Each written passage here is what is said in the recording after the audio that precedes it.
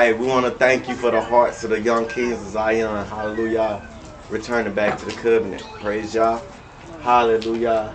With that being said, hallelujah, I want to try to give my brother an introduction. Man, he comes with a well respected resume. He's battled, like I said, he's debated, like my brother was saying earlier, he's debated some top scholars on a platform that most of us don't even have the education level to even be able to get a seat at the table. We want to say that he represented us well, and that we're truly blessed to have our dear brother Sam. I'm excited to receive what this brother has have, and I just thank the Most High for his heart coming forth before the tribe of Abraham, making the sacrifices that he did to come here, and we just want to welcome him. Hallelujah, with open arms, open hearts, open ears. Zion, like my brother said, please don't use your cell phone in this moment. Right. You know, those that got a Bible, if you don't have a Bible, the tribe of Abraham can provide one for you. Please let us know. We will make sure you get a Bible if you desire to have a Bible. If you're not prepared to have a Bible today, just make it be known. But let's give Sam all our attention. All right, Zion? Hallelujah. Hallelujah. We're going to welcome our brother Sam. Hallelujah. Thank you.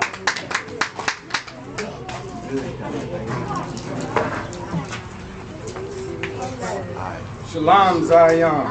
Shalom. I said shalom, Zion. Shalom. Bring you greetings in the name of Yahuwah HaMashiach, whom the world calls Jesus Christ,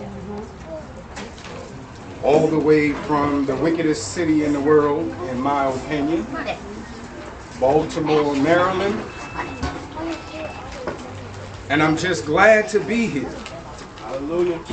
As it is written, oh, how good and pleasant it is for brethren to dwell together in unity. Hallelujah. Is that all right? Amen. And so we are here today, gathered together for the feast of Puryim. It is a time when we celebrate our history.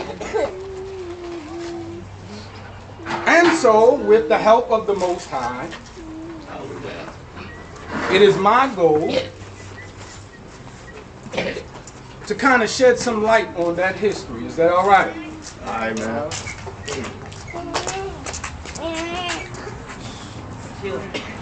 Since everyone gave their testimony, I think I'll start with my testimony.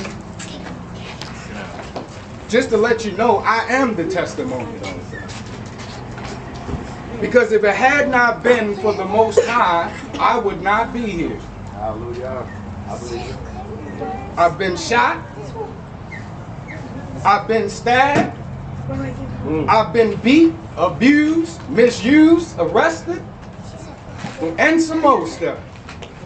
But if it had not been for Yahuwah, who was on my side, I already know where I would be. Yeah. Most of my friends and folk I grew up with, they're either dead or doing 1,000 years behind bars. But the fact that I stand here before you today is nothing but the grace of the Most High.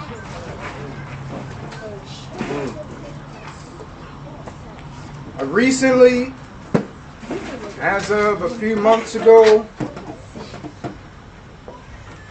lost my mom. We had that COVID run through the house. I was there taking care of my mom. I ended up getting it. My mom didn't survive, and I did. And my brothers were saying, are you coming? You coming? We building a ministry. And I said, you know what? I might come. I think I'm going to come. Even if I come for a little bit. The brothers called and said they want me to come and help them build, and that's exactly what I planned to do. But I really didn't plan to stay that long.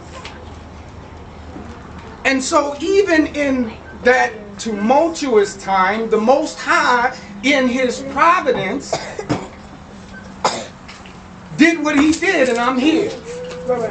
All praise be to the Most High.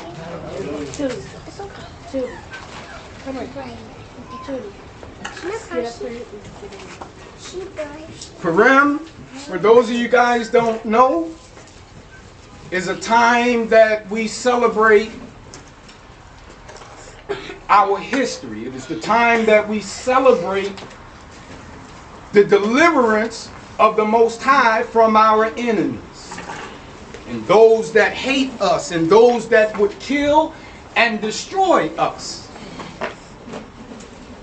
And so it is the custom to actually read the story of Hadassah, who's also known as Esther. Right? And so it was actually read twice. And we're going to get into why it was actually read twice. Because I said to myself, in seeking the mind of the Elohim, I said, Most High, what do you want me to say to your people? Right? A lot of folk don't understand standing behind this podium is the most dangerous position to be in. Some folk fight and do all sorts of things to be in front of the camera, to be in front of the people. But it's a dangerous thing to be charged with speaking in the name of Yahuwah to his people. Oh, y'all ain't hearing me in there. And so with great honor and respect and with an humble spirit, I am here. If you will, I would like to go before the Most High. Father, we thank you and we worship you and we lift you up. For there is no other power like unto thee. We know that thou art the power of Yitzhak, Yaakov, Abraham, Isaac, and Jacob. We know that you are the power of Yasharal. Father, we ask right now that you would look not upon our transgressions, that you would have mercy upon us according to thy tender mercies, that you would blot out all of our transgressions.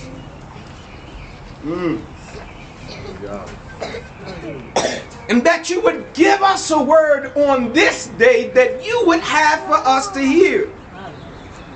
Not our will, Lord, but thy will be done in this place. We bind every spirit that's not like you, and we loose the Ruach in this place. Let the words of my mouth and the meditation of my heart be acceptable in thy sight. O Yahuwah, my strength and my redeemer. And it is so. Now, as I stated, I'm going to go into the story of Hadassah. Hadassah is the Hebrew name of Esther. And Esther is the Persian translation of Hadassah. You'll hear me in most cases mention Hadassah. It's not to sound deep and make you think I know Hebrew words and all of that, which I do a little bit. But it is because the name in Persia is a reference to a false deity. The name is a reference to Ishtar. But Hadassah is meaning myrtle, an open field. Myrtle, which is a bush, a beautiful bush, a fragrant bush that a lot of times royalty use at their weddings. And we're going to see that in this text. But first of all, before we get into the story of Hadassah, in order for us to get an understanding for those that are biblically inclined, in order to understand the book, we have to understand the context that the book was written in. We have to understand the setting that it was written in. And so I'm going to start off with 1 Samuel, chapter number 15.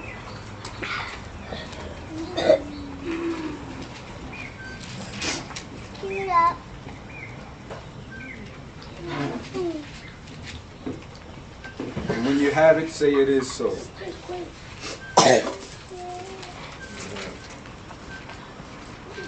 The book of Shemuel, chapter number 15, verse number 1. And it reads as thus. Shemuel also said unto El Shaul, Yahuwah sent me to anoint you to be king over his people, over Yasharal. Now therefore hearken you unto the voice of the words of Yahuwah. Thus saith Yahuwah Sabaoth, I remember that which Amalek did to Yasharal, and how he laid wait for him in the way, when he came out from Mitzrayim. Now, what this text is saying, when our people were brought out of Mitzrayim, most of us know the story of the Exodus and how our people served as servants and slaves in Mitzrayim. Mitzrayim is Egypt. And how the Most High gave us a deliverance there. Y'all still with me here? Amen. Right? So most of us are familiar with that story. You see it on TV. You've heard it as children. But as we came out and as the Most High brought us out and began to take us into the promised land, we had those haters. The Amalekites said, y'all ain't coming through here. We ain't letting you pass. Take the long way around, if you will. But we're not going to help you. And so now, Yahuwah, now that we're in the land, fast forward to us being in the land, now that we're in the land, we find ourselves fighting with another enemy called the Philistines. And so the prophet, the Nebi, Samuel, my namesake, he tells Shaul, by order of the Most High, he says, you know what? I want you to remember what they did to you when you were going into the promised land. How they wouldn't let you pass. And so what I'm going to do for you, I'm going to help you to destroy those who would destroy you. And so this is where we find and pick up this text, right? And so as we continue to read, verse number 3, it says, now go smite Amalek and utterly destroy all that they had, and spare them not, but slay both man and woman, infant and suckling, ox and sheep, camel and ass. And Shaul gathered the people together and numbered them in Telaim, 200,000 footmen and 10,000 of Yahudah. I want y'all to highlight that verse here because this is very important and it's pertinent to the text. Because this is the command that Shaul was given. He told him to go ahead and I want you to destroy everything. I don't want you to save anything. I want you to wipe them out because I don't want them to have the opportunity to come back. Are y'all hearing me in here? And so verse 6 says, verse 5 I think we were, and Shaul came to the city of Amalek and laid wait in the valley. And Shaul said to the Canaanite, go depart, get you down from among the Amalekim, lest I destroy you with them. For you showed kindness to all the children of Yasharal when they came out of Mitzrayim. So the Canaanite departed from among the Amalekim, and Shaul smote the Amalekim from Hebelah until you come to Shur. that is over against Mitzrayim. Watch this. Y'all listening? And he, Shaul, took Agag, the king of the Amalekim, alive, and utterly destroyed all the people with the edge of the sword.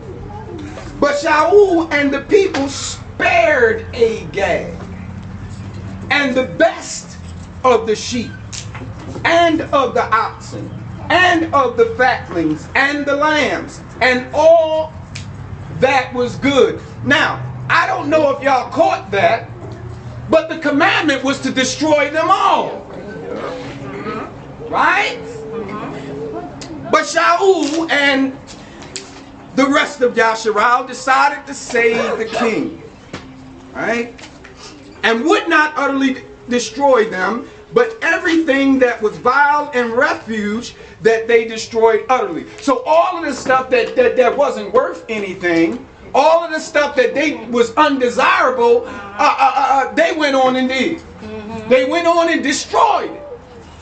But they said, man, that looks good right there, man. That sheep is fat right there, man. The king, he might be a little bit all right. So we're going to go ahead and spare them, right? Verse 10, then came the word of Yahuwah unto El Shemuel, saying, it grieves me that I have set up Shaul to be king, for he has turned back from following me, and has not performed my commandments. And it grieved Shemuel, and he cried unto El Yahuwah all night. And when Shemuel rose early to meet Shaul in the morning, it was told Shemuel, saying, Shaul came to Carmel. And behold, he set him up a place, and is gone about, and passed on, and gone to Gilgal. So now, just to catch you guys up, now the prophet comes, and he meets with Shaul. Well, before he meets with Shaul, the Most High spoke to him, and said to him, it grieves me, I am sad that I took this man from all of the men, and I placed him to be king. I gave him a commandment, and he failed to keep my commandment. He did what he wanted to do. My commandment to him was to destroy all. So Saul thought he can do what he wanted to do. He made the decision to save the king, and the best of the sheep, and the best of all the flock, and all the best of the spoil, right? Now watch this. This is important, people of the Most High. And when Shemuel rose early to meet Shaul in the morning, it was told Shemuel, saying, Shaul has come to Carmel. And behold, he set him up a place, and is gone about and passed on, and gone down to Gilgal. And Shemuel came to El Shaul, and Shaul said to him, watch this, listen, blessed be you of Yahuwah. I have performed the commandment of Yahuwah. Did y'all catch that? This Negro had the nerve to say that he did the commandments of Yahuwah. Don't we do that, folks? Yeah. The Most High says, gives us commandments. The Most High gives us what we are, gives us his will, and yet we tell him how we are going to do his will. Come on, somebody. Yeah. We do. In Shaul's mind, I did the commandments. I'm keeping the command. I kept the commandment. Now watch this. Watch this. This is important, folks, because this is going to link us up with Hadassah. Yeah, we stretch the ball. It's going to link us up with Hadassah. All right.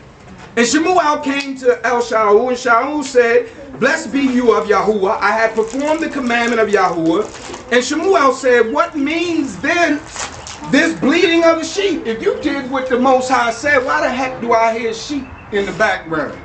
Whose sheep are those? I thought I told you no sheep. Still out of sheep. But how are you telling me that you did what I told you to do? I heard you sheep, man. But yet I hear sheep in the background. Come on, somebody. And Shaul said, they have brought them from the Amalekite. Now watch this, Negro. It's not my fault. They did it. The whole time he was going out, he's the king. Right, yeah. But now he copping deuces. Nah, it wasn't me, it was them. Yeah. I ain't do it. Go talk to them. Right? That's the blame. Y'all know how our people do, folks. And Shaul said they have brought them from the Amalekite, for the people spared the best of the sheep and the oxen to sacrifice unto Yahuwah. Now watch this. Notice this. This man was given commandments. He broke the commandment, didn't follow the commandment, lied about it, said he did it, and then turned around, blamed somebody else when he was called out on this stuff. And now he wants to placate the Nebaim. The Nebai. He tells him, look, the only reason why I saved the best of the stuff was to give it to the Most High. The only reason why I let the sheep live, the only reason why I took the good of my enemies is to give it to the Most High. Now who can be mad at that?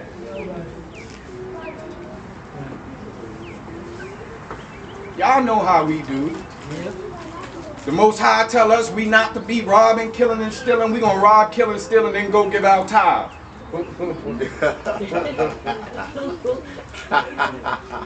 Well, only reason why I had to get the nigga is because I had to pay my tithe. I had to take care of my kids. Yeah. The Most High commanded me to take care of my family, and back, so he had to get it. I had to get him.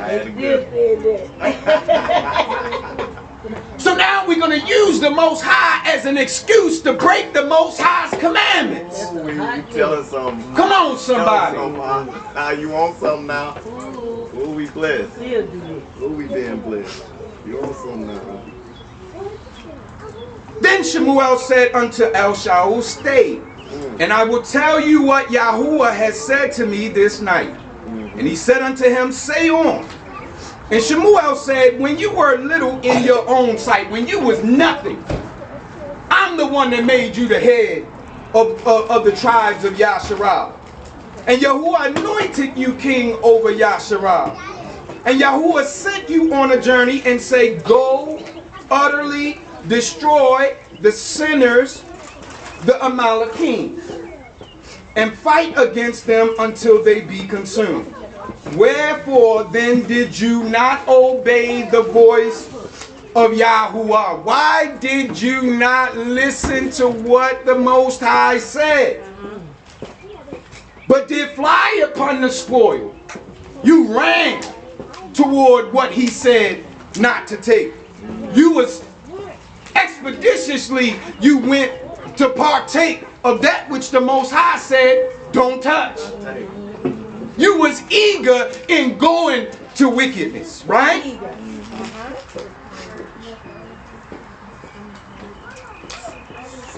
I want y'all to take note of this verse. Highlight it, because when we get into the book of Hadassah, that's going to play an important part. He said, wherefore then did you not obey the voice of Yahuwah, but did fly upon the spoil, and did evil in the sight of Yahuwah? And Shaul said unto Shemuel, yea, I have obeyed the voice of Yahuwah. After he was called out, he's still adamant about him obeying the Most High. He still won't confess his sins. After he's been called out, he's still saying, no, I did what God said. I did what the Most High said. I did what Yah said. I did what the Elohim said. Right? But the people took of the spoil, the sheep, the oxen, the things which could have utterly been destroyed, to sacrifice to Yahuwah Elohim in Gilgal. And Shemuel said to you, verse 22, and Shemuel said, has key verse, which is where I'm going to take my theme, my text, my theme. I got you. And Shemuel said, has Yahuwah as great delight in ascending smoke offerings and sacrifice as in obeying What? the voice of Yahuwah? Behold, it is better to obey than sacrifice, Yeah, it is. and to hearken than the fat of rams. For rebellion is as the sin of witchcraft, Yes. and stubbornness is as iniquity and idolatry. Because you have rejected the word of Yahuwah, he has also rejected you. I'm going to title this text from verse number 22. Behold, it is better to obey than to sacrifice. The title of this message is Obedience, the gift fit for a king. Hallelujah. Obedience, the gift fit for a king. Now, as I stated before, to give you guys the context and the history, young ones over there, to give you guys the context and the history, the Most High brought us out of Mitzrayim. He brought us out of Egypt. We went into the promised land. The Most High was giving us our enemies on a silver platter. He gave us the method to accomplish that. He told us not to take that which belonged to the enemy. So many times Israel wants to use those things in the world and bring them and use them. Oh, I'm using this for the service of the Most High. But the Most High said through his prophet, he says, I don't want your sacrifice. I don't want your gifts. Come on now. It's easy to bring a gift. Y'all know how it is. Sisters and brothers the same. You got men that won't do right. They won't do right by their family. But they want to bring you some flowers. They won't go out and get a job and take care and be responsible. But they'll hustle up enough to get you a car, get you some earrings, some new earrings.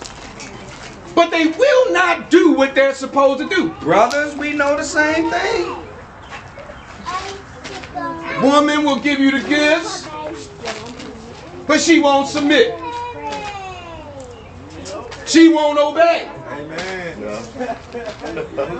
As she is commanded. She'll go and cook you a nice meal, try to make you happy, make sure you got beer in the refrigerator or what have you. Nice cold drink, but she won't submit. She won't obey. Oh, y'all ain't gonna talk to me in here. So in this text, what we get from this text is it's better to obey than to give a gift. A sacrifice is a gift that was offered to the Most High, right? It is a gift that was given to the Most High. But the Most High said, I don't want your gifts and your sacrifices, right? He said, I would rather for you to obey. Y'all ain't hearing me in here. I hear you. I hear you. We're going to flip over to the book of Esther. Remember I told you that Shemuel, the book of Shemuel, the book of Samuel, in this text that we read is the context for this book of Hadassah, Esther, if you will. All right. I'm following.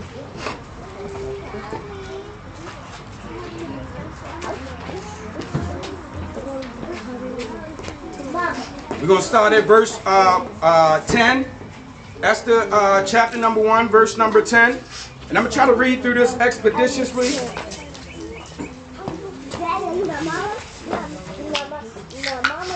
On the 7th day, when the heart of the king was merry with wine, he commanded Mahuman, Bista, Carbona, Bigtha, and Abagtha, Zethar, and Kirkat, the 7 chamberlains that served in the presence of the king.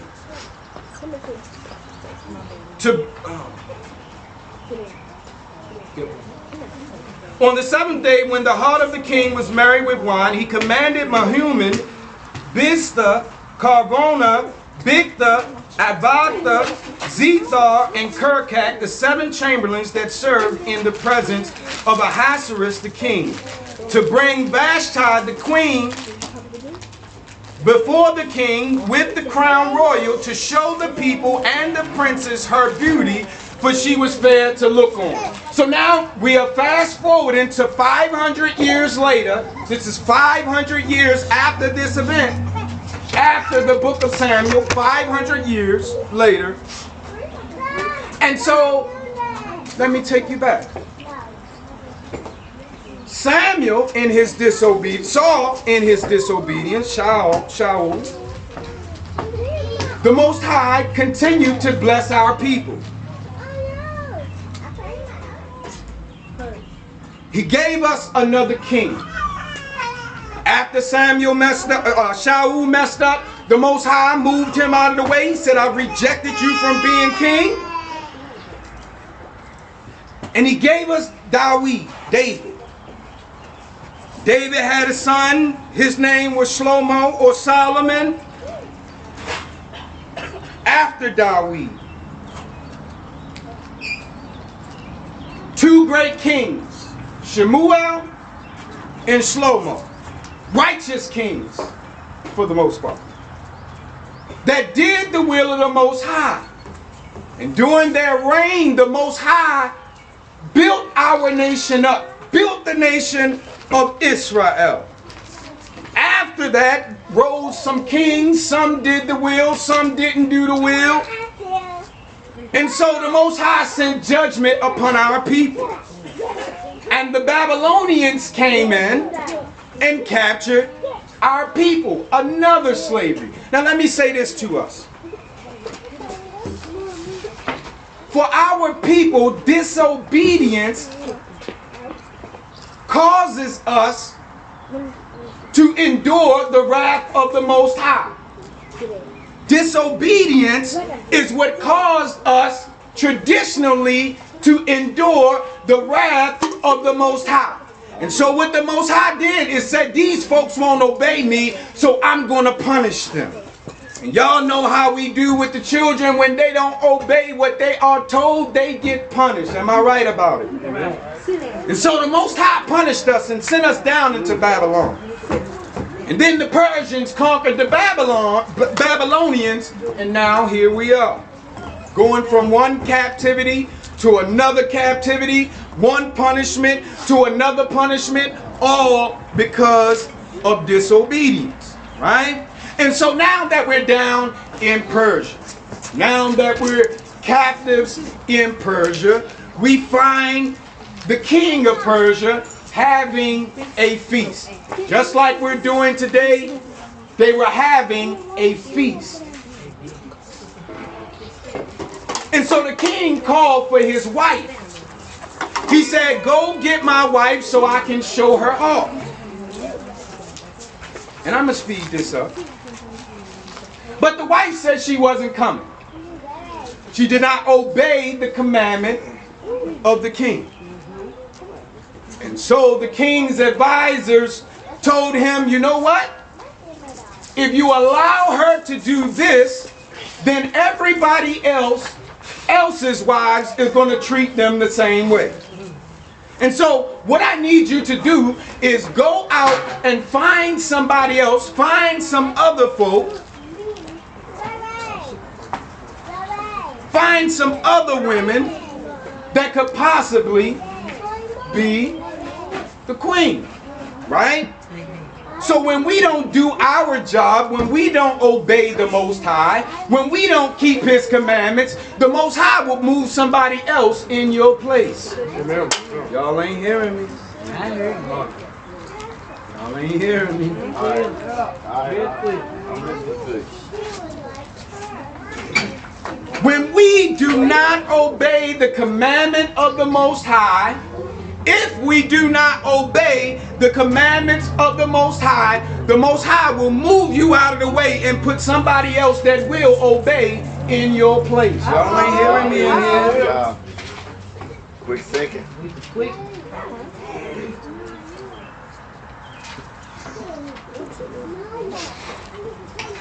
And so, in this text, this is where we find ourselves at. We find ourselves in captivity once again. We find ourselves after having been brought out, after having been delivered, after having been set free, for the case and cause of disobedience, we are back into captivity.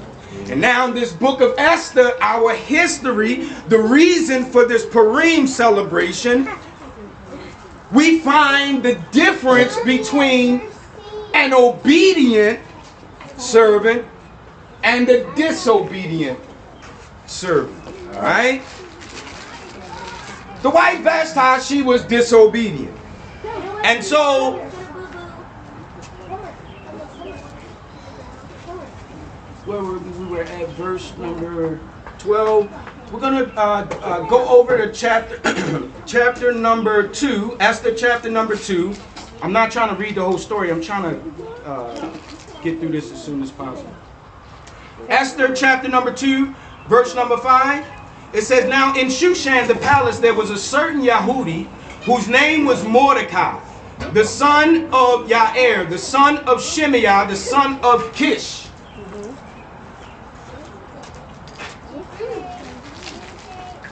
Anybody catch that? Shaul was a Kishite. Shaul's father's name was Kish. This is how Samuel connects, the book of Samuel connects to the book of Esther. Mordecai, the Yahudi, was a descendant, a direct descendant of the disobedient King Saul. Y'all ain't hearing me. Y'all ain't following me. I'm going somewhere with this. A little bit slow. It's been a while. And so he was the son of Kish, who had been carried away from Jerusalem and the captivity, which he had been carried away with Jeconiah, king of Yehuda, whom Nebuchadnezzar, the king of Babylon, carried away. And he brought up Hezekiah, that is Esther and his uncle's daughter, for she had neither father nor mother, and the maid was fair and beautiful, whom Mordecai, when her father and mother were dead, took for his own daughter.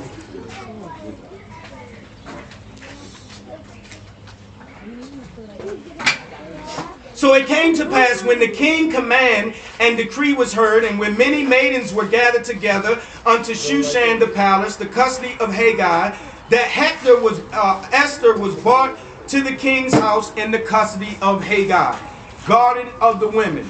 And the maiden pleased him, and she obtained kindness of him, and he speedily gave her her things for purification. So now, we have Esther. I'm going to just speed this up. Esther had a history of being obedient. She obeyed her uncle Mordecai. She was a respectful child. And because of that, she got favor. The Most High gave her favor. And so, as I'm going to speed this up and go through the story. You guys know bro went through it last week. And so he called for Esther. Esther got his favor. Obedience brings favor. Obedience is the way to get the Most High's favor. You hear a lot of Christian folk talking about they living in the fog, the favor of God, and all of this kind of stuff. We do not get the favor by being disobedient. No. We get the favor by obeying the commandments of the Most High. Why? Because obedience is better than sacrifice. A lot of us, we are willing to go ahead and give our last to somebody that's poor. We are willing to sacrifice our time to come together for the kahal, for the congregation. But the Most High says the most what he wants from us is obedience. For it is better to obey than it is to sacrifice. Ooh, good word, Doc. I want to drop down to 17. And the king loved Esther above all the women, and she obtained what? Grace and favor. How do we obtain grace and favor? Through obedience. Through obedience. Now let me break down this word grace for you guys, right? Yeah. Break it down, bro. Yeah, break it down. Come on.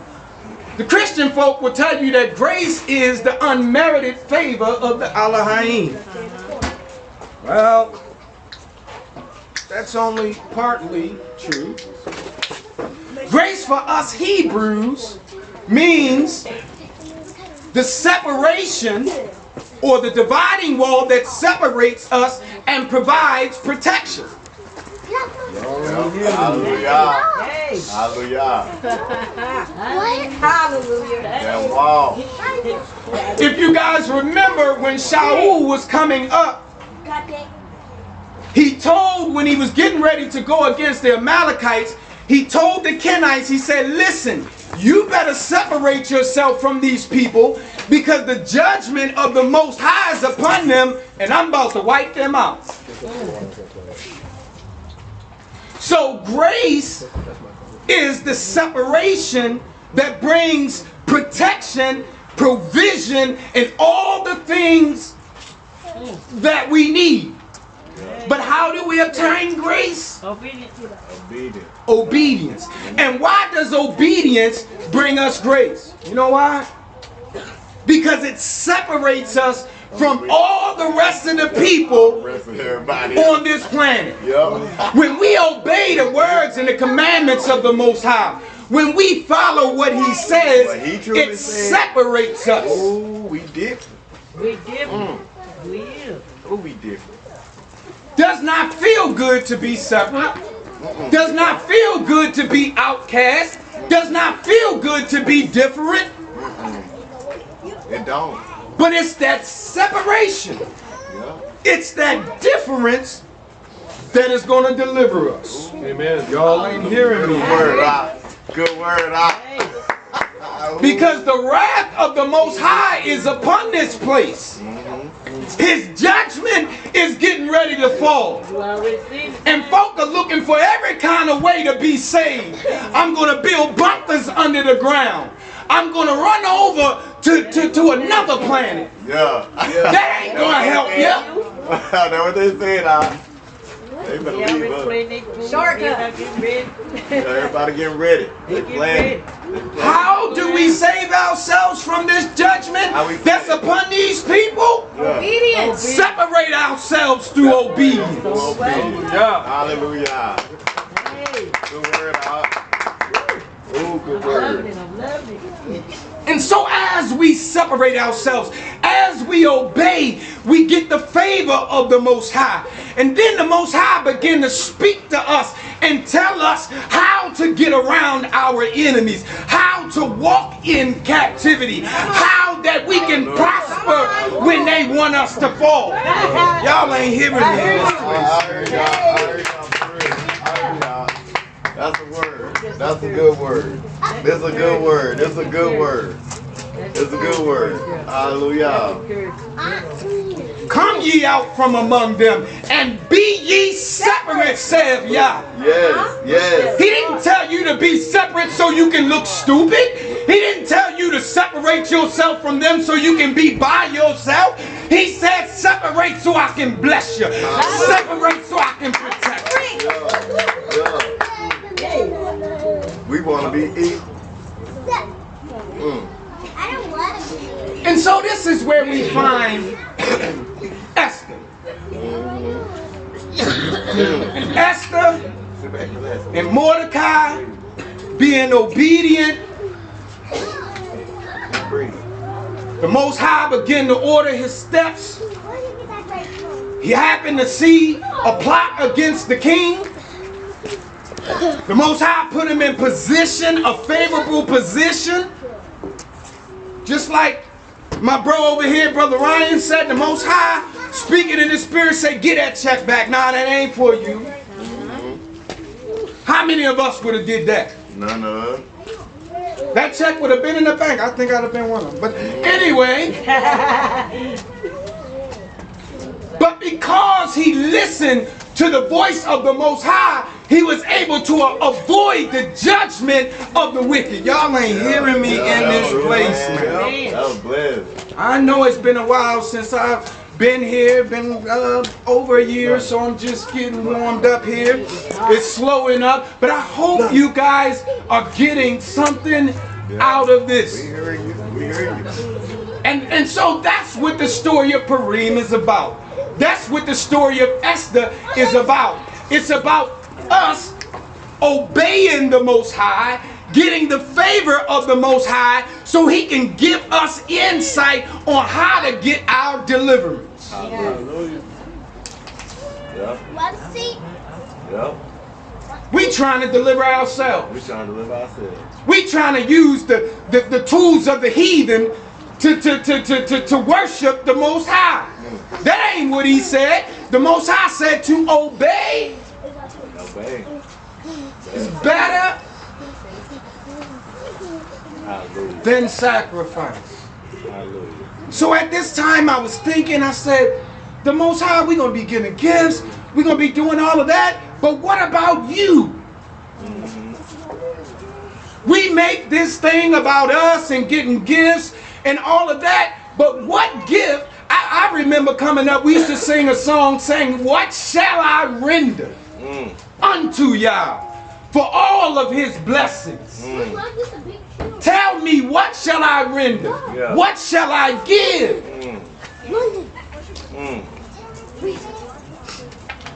And then the Most High said obedience. Obedience. That's the gift fit for the king. Hallelujah. Hallelujah. That's the gift that's fit for the king.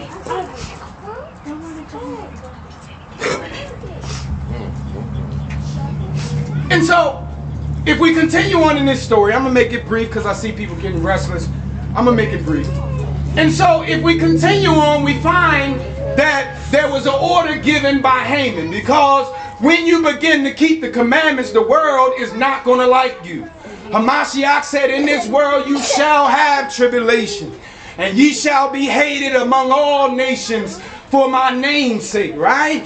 Because when you keep the commandments and when you looking different than everybody else, folk ain't gonna like you. Y'all ain't hearing me. It's the truth. It's the truth. They're gonna lie on you. They're gonna plot on you. They're gonna try to set you up. But as long as we walking in the will, as long as we're walking by the commandments, the key is the commandments. Amen. Amen. We're looking for a roadmap. We're looking for a method. We're looking for the next big thing. But the answer has been here all the time. For it is better to obey than to sacrifice. What do you give a person that has everything? What do you give the king who sits on the throne, who can snap his fingers and get what he wants? What do you give the creator who created everything? A gift fit for the king. Obedience is better than sacrifice. And so as we are in this feast of Puryim, and the reason why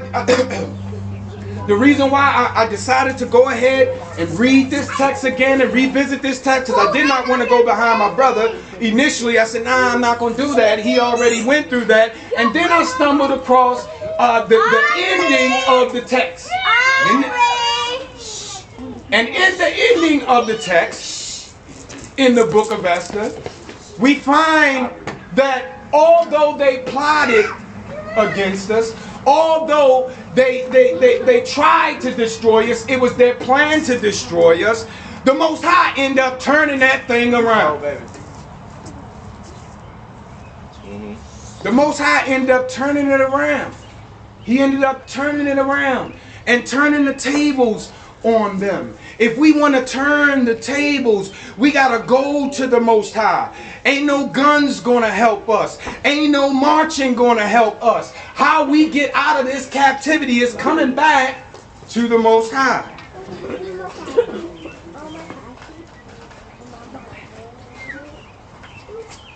And so as I close this text, I wanted us today to remember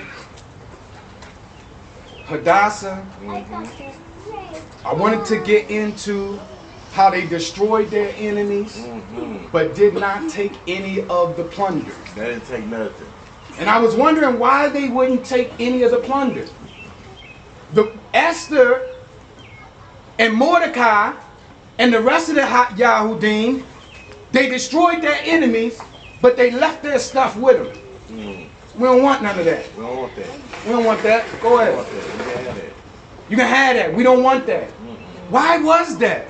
Well, maybe it's because Mordecai and Esther, being descendants of Shaul, remembered the mistakes of their ancestor Shaul and said, I remember when the Most High told him to destroy the people and don't take none of this. Hallelujah. Hallelujah. I remember when the Most High told Shaul not to take none of the spoil. Hallelujah. And he did.